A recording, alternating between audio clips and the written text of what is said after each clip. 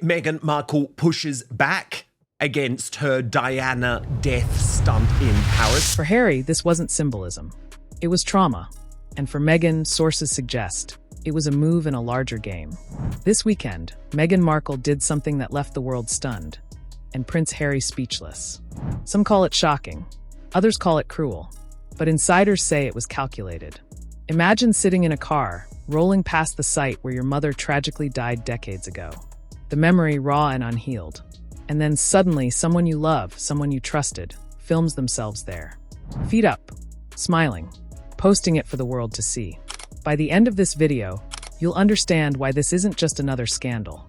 It's a window into the calculated world of Meghan Markle, and why Prince Harry may have finally reached his breaking point. It started in Paris, a city bathed in golden light, the Seine glittering, the Eiffel Tower in the distance. But the luxury and romance were overshadowed by history. I thought driving the tunnel would bring an end or brief cessation to the pain, the decade of unrelenting pain. On a quiet street, near the Pont de l'Alma tunnel, a camera caught Meghan lounging in the back of a sleek black car. Phone in hand, legs casually propped up, she filmed herself as the vehicle glided past the very tunnel where Diana Spencer lost her life. For many, the clip looked like a harmless influencer moment, a fleeting social media post. But for Harry, the scene was a trigger, a wound reopened. Friends say he exploded the moment he saw it. Rage, hurt, a silence that screamed.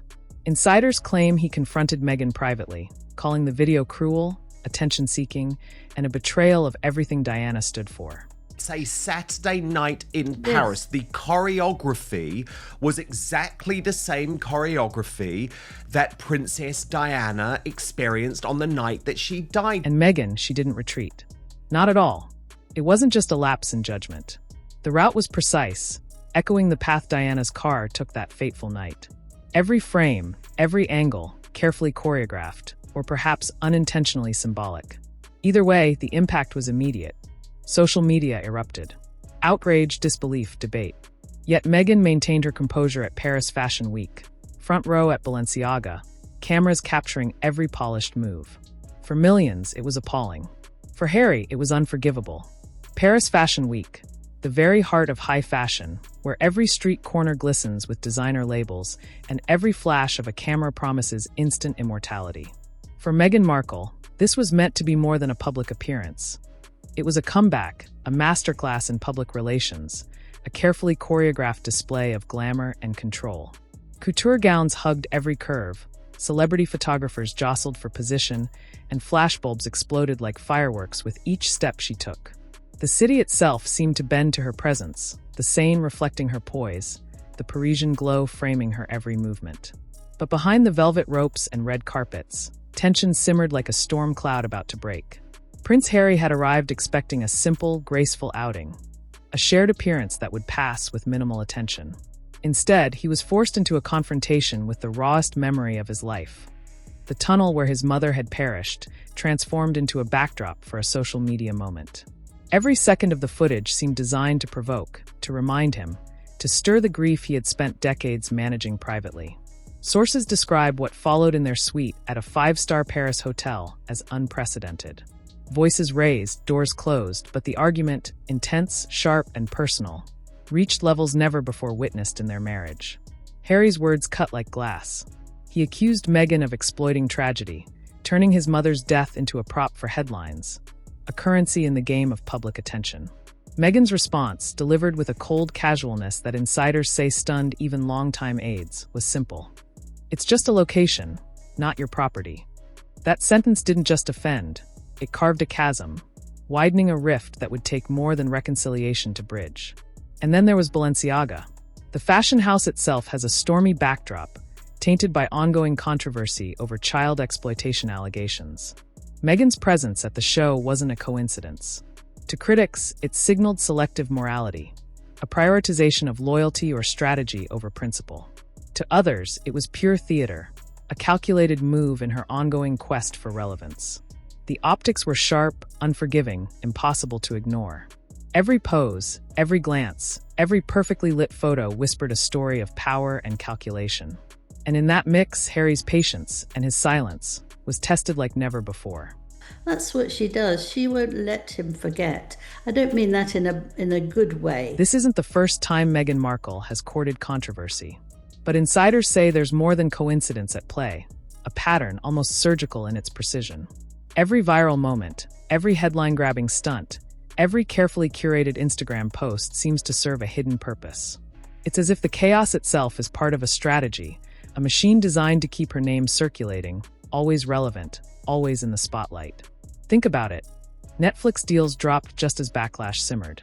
Red carpet appearances timed perfectly to coincide with online outrage. Social media posts, crafted with filters and captions that suggest spontaneity, yet land with the precision of a chess move. Shock. Silence. Spotlight. The cycle repeats, each turn reinforcing her narrative, each controversy paving the way for the next opportunity to dominate headlines. Friends close to Harry describe a man caught in a trap he can't easily escape.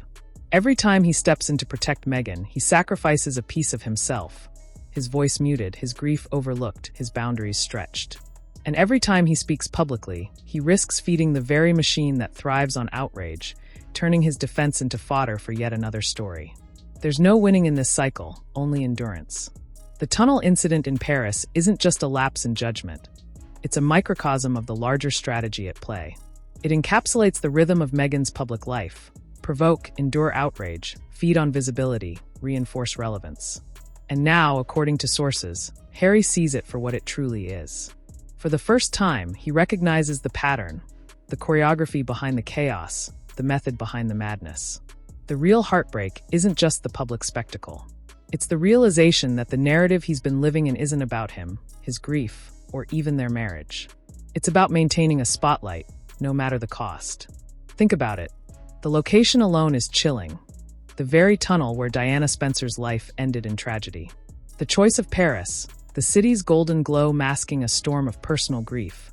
The flashes of paparazzi bulbs framing every angle like a cinematic scene. It all feels meticulously calculated. Every public appearance choreographed, every post timed, every carefully curated moment of silence engineered to speak louder than words. Some insiders call it emotional, public, psychological control. Others don't mince words. They call it cruelty. Observers note that Meghan isn't chasing approval anymore. Approval is a relic, a tool no longer needed. Now she's measuring influence.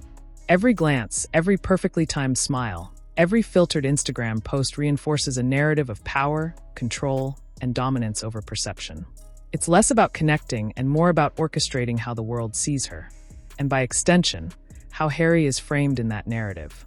Harry, in this story, has become the observer, the spectator of his own life, trapped between memory and media. Every time he speaks publicly, every attempt to defend, every carefully measured statement, feeds the machine she's built. Every defense he mounts is absorbed, reframed, and amplified into a storyline that serves her spotlight. His grief, his trauma, even his mother's memory, the things that should be private, are now tools in her public performance. Even Meghan's own sister, Samantha Markle, couldn't hold back. Speaking on social media, she wrote, "If it's true she was doing selfies in the tunnel where Diana died, that's disaster tourism at its finest." The word struck a nerve. To the world, it sounded grotesque. To Harry, insiders say, it felt like a deliberate violation, a manipulation of the past he still mourns every single day. And yet, for all the outrage, Meghan's camp spins an entirely different story. Misunderstood, misjudged, misquoted. Victimhood, once a defense mechanism, is now a strategic tool, transformed into visibility, into control, into influence. It's the oldest play in the celebrity handbook. Turn scandal into currency. But this time, the stakes aren't abstract. The victim isn't a distant audience or the public at large. It's Harry himself. Every calculated move chips away at him, publicly and privately, while the narrative positions her as untouchable, empowered, and untethered. Days turned into headlines. Headlines turned into distance. Harry withdrew from the spotlight. Quiet dinners, unguarded moments, moments heavier than anger, just exhaustion. Meghan, on the other hand, doubled down. Charity lunches, filtered interviews, high-profile appearances. Visibility became the message. Control, not truth, became the goal. Sources reveal that even the palace advisors and PR teams couldn't contain the fracture. Harry stopped appearing in sync. No rehearsed smiles, no joint appearances. Silence became strategy, but also survival. The Diana Tunnel moment was more than a lapse in judgment. It was a mirror of their reality. Tragedy turned optics, grief turned content. One chasing peace, the other chasing the camera that keeps chaos alive. And for Harry, the breaking point was clear. This wasn't about public missteps. This was about the weaponization of memory. Diana's legacy, once sacred, became another element in the cycle of attention. Every royal story begins with a legacy. But legacy isn't just a word in this world. It's a burden, a shadow, a history that refuses to be rewritten. For Harry, that legacy has always been heavy. The weight of ghosts, of grief, of memory presses down on him at every public appearance, every flash of a camera, every whispered headline.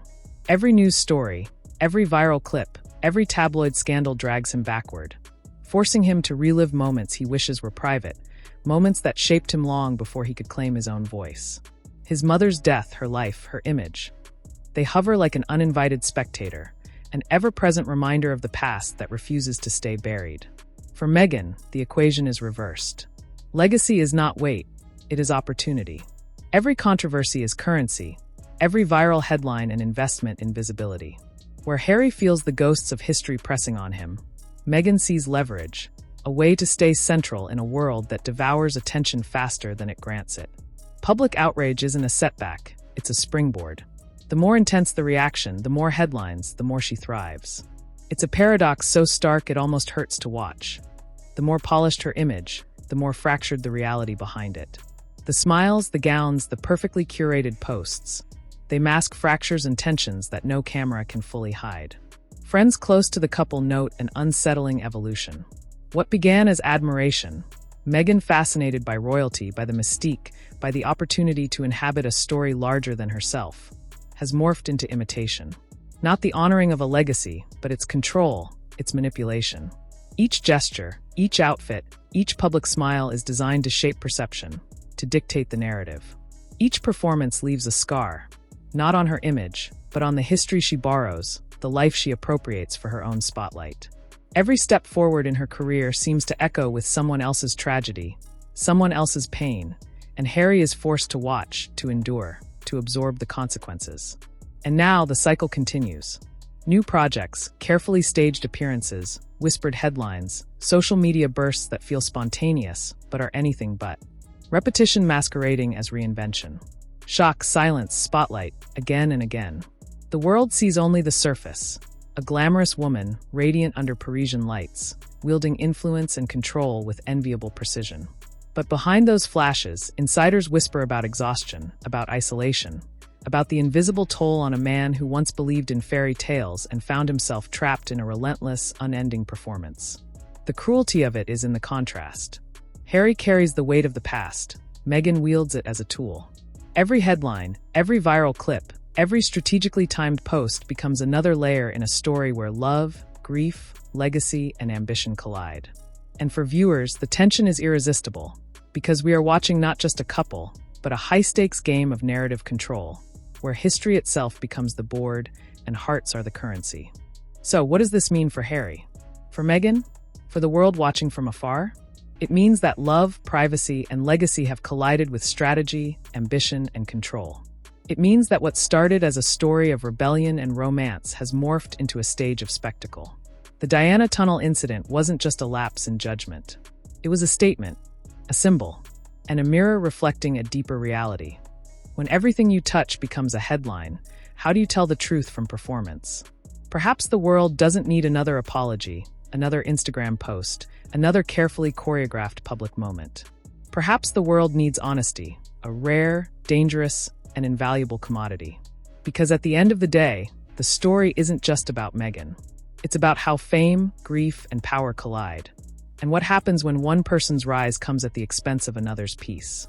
And if you want to see how deep this cycle really goes, how every scandal, every flash, every outrage feeds into a master plan of relevance and control, watch our previous investigation where we unpack the public fights between Harry and Meghan, piece by piece.